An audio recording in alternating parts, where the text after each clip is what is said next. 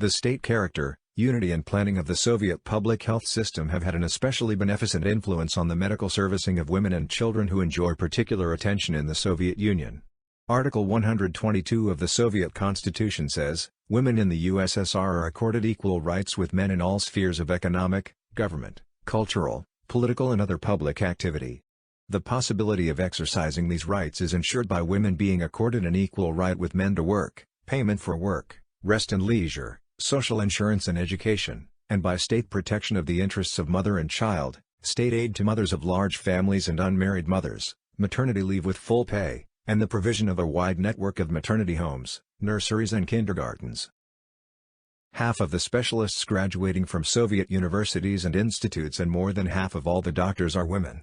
There are more than 1 million women, including 220,000 doctors, employed by the Soviet medical institutions. Many women are in charge of university chairs and medical research centers. Childcare in the USSR is a state function. It is secured by special legislation and a wide network of medical and prophylactic institutions. Women working in factories or offices are granted an extended leave 56 days before, and 56 days after childbirth, with full pay. After the birth of a child they receive a sum of money covering the cost of a layette.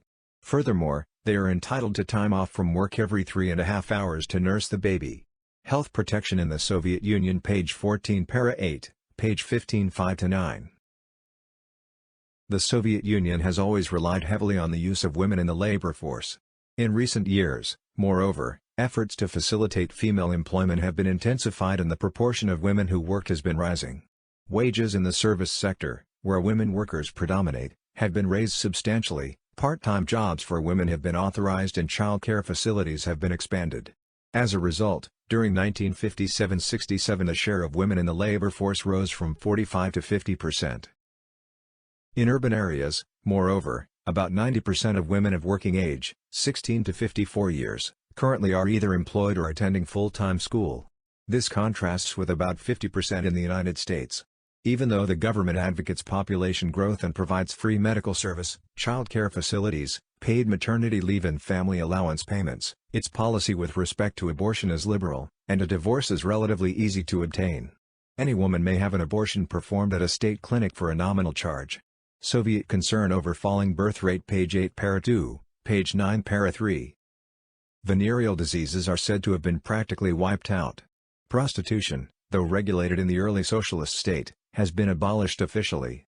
Socio-economic causes leading to prostitution were removed by the control of girls migrating to cities without proper reason, by giving them suitable employment and, therefore, economic security, by keeping their minds occupied and their bodies tired by constructive work, giving gradually increasing freedom in social life until they had adjusted themselves to their new environment.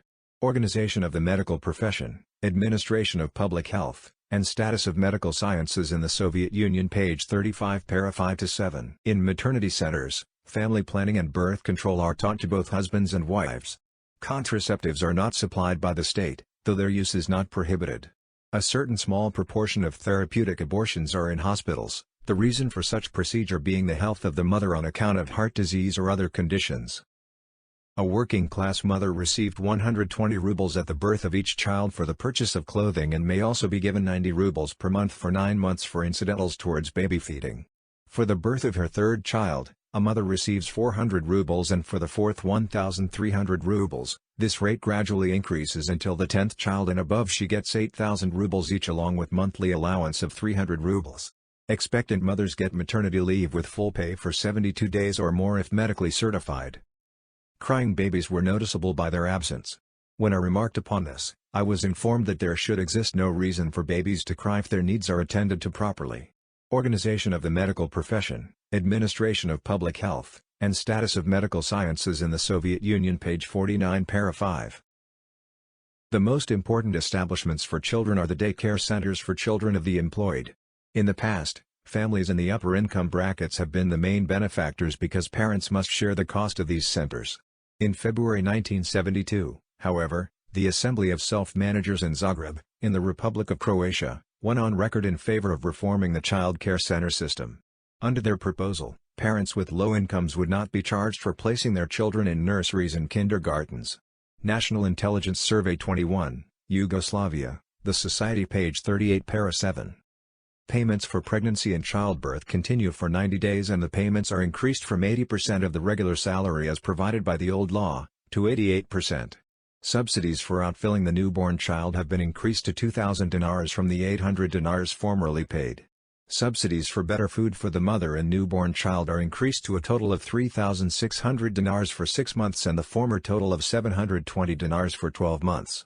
Bonuses for children are increased to 175 dinars per child. In addition, one-time subsidies of 3,000 to 10,000 dinars are paid at the time of birth of the third child and for each child afterwards. New Yugoslav Law on Social Security for Blue and White-Collar Workers page 5-6. The government initiated new policies to facilitate the entry of women into the labor market. The establishment of daycare centers and the official encouragement of women to work outside the home have gradually expanded the female workforce.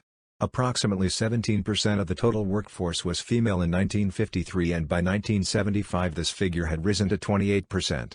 More than 40% of the labor union leadership is female. Cuba, Social Inequality page 2 para 5. The communes have characteristics not found in the collectives of Eastern Europe and the Soviet Union.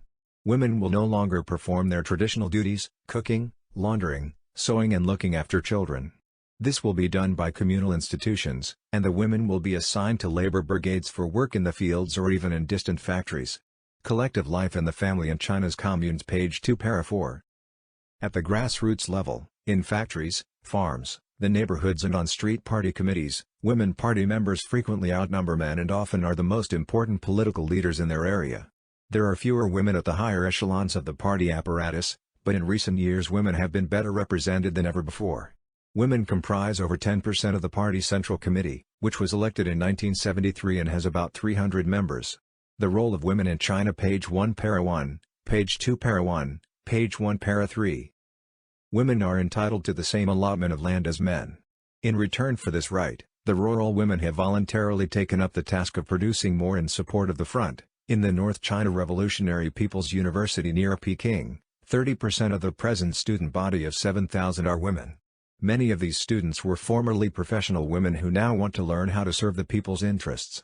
By the end of the first term this year, over 60% of these women students had joined either the Chinese Communist Party or the New Democratic Youth League. The following basic conditions were stipulated for women industrial workers: 1. Equal pay for equal work with men. 2. The minimum wage for an unskilled worker, male or female, must be adequate to maintain 2 persons. Above this, payment is based on skill, responsibility or output depending on the character of work. 3. Rigid restrictions were placed on overtime working, the employment of women in unsuitable trades or night work. The normal hours of labor to be a basic 8 hours rising to 10 in certain trades. 4. Pregnant women must be given leave with full pay for 45 days at the time of confinement and shorter leave with pay if a miscarriage occurs. Every possible effort is being made to improve childcare. A result of this increasing drive for education, mothers in the liberated areas are acquiring the rudiments of hygienic knowledge, childcare, sanitation, sane feeding.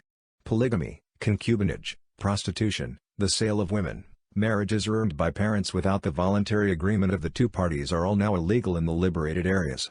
Women in New China page 19 para 3, page 23 para 2, page 45 para 3, page 46 para 5, page 54 para 3 to 4, page 56 para 1. Key feministic features of socialism. The government actively encourages women to join the labor force and to receive higher education. Socialist countries introduced equal pay for equal work substantially earlier than capitalist ones. Socialist governments show a much greater appreciation if mothers choose to devote their time to child raising.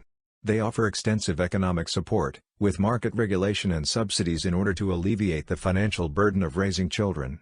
For example, childcare is usually cheap. Much less objectification of women, prostitution and pornography are largely eliminated or greatly reduced, mostly by addressing the social, economic, political and cultural causes of these problems rather than blaming and dehumanizing the individual women. Socialist parties more actively encourage women to participate in governance, taking on more leadership roles.